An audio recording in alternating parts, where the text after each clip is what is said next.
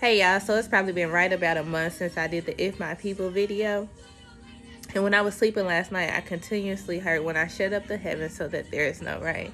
And so it's like, as I was sleeping, I was like, if my people who are called by my name, like I knew where God was coming from, but I'm like, why? I needed to understand why he was continuously saying that to me. So when I got up, and normally when I'm hearing the scripture in my sleep, I know that that's the Lord speaking to me.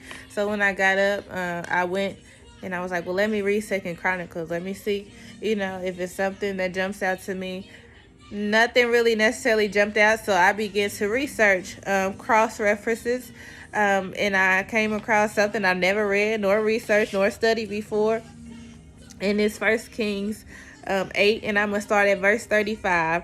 And it says, when the heavens are shut up and there is no rain because they have sinned against you, and they pray towards this place and confess your name and turn from their sin when you afflict them, then hear in heaven and forgive the sin of your servants and of your people Israel. Indeed, teach them the good ways in which they should walk, and send rain on your land which you have given your people for an inheritance. And I'm going to skip down to verse 38.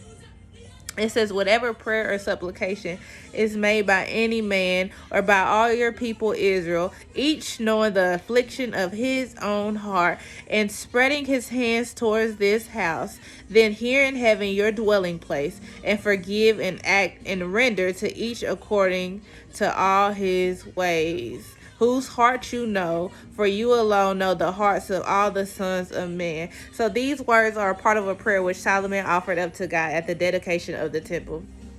So Solomon's praying to God. Well, he's praying to God and he's dedicating this temple. And so what I realized was, in Second Chronicles, that was God speaking, but in First Kings, this is Solomon speaking. And so the verse that stuck out to me was verse 38.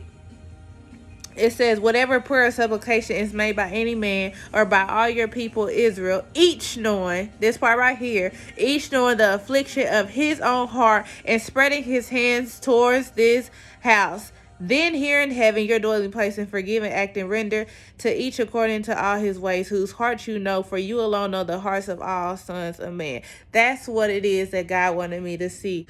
Each knowing the affliction of his own heart. So my first question is, what is the affliction? King James Version said plague. What is the affliction or plague of your heart?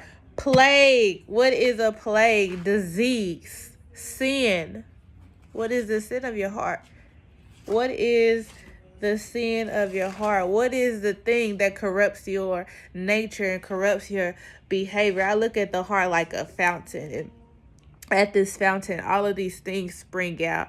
Is where your actions and the words of your mouth come out, and all of these different things are springing out. So what's in your heart? What is the affliction of your heart? What is the plague in your heart that you need to surrender over to God, that you need to ask him to wash you, and you need to ask him to cleanse you? What is the affliction of your heart? That was like a Selah moment for me. You got to pause, you got to ponder.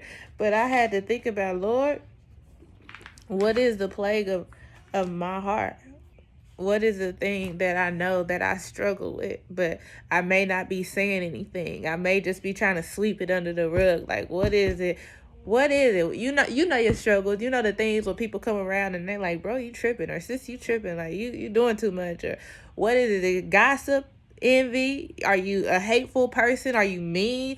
Like, what is the plague of your heart? And Solomon got personal with it, because he said, each knowing the affliction of his own heart. Each knowing, we all know the things that we struggle with. Ain't none of us perfect. I don't care who you are, you're not perfect. So he said, each knowing the affliction of his own heart.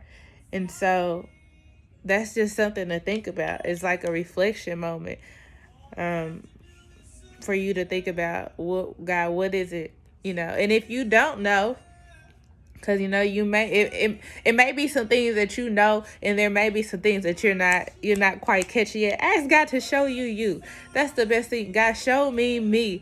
And God, when you show me, God, help me to surrender it to you. Help me not to be offended. Help me not to be upset, but help me to surrender it over to you. And so in the same way, that we have bodily diseases that can pass from parents to children. So it is with our sinful nature. It's the same way. You don't want to pass those things down. The quote that I quoted a month ago was, sick adults produces a sickness in children. We got to be healed. So we wonder why we got this generation of children who tripping. That's because you're walking around with unhealthy adults that's not taking the time to be healed. That's not taking the time to get right. They're just walking around sick. And when I mean sick, I'm not necessarily talking about a physical sickness. I'm talking about the mental. I'm talking about the plagues of their heart. So you have a generation of children who's wilding out here. We never seen a generation like this, because you have sick adults and nobody's doing anything. Nobody's trying to get right. It's time. I'm telling you, it's time to get right.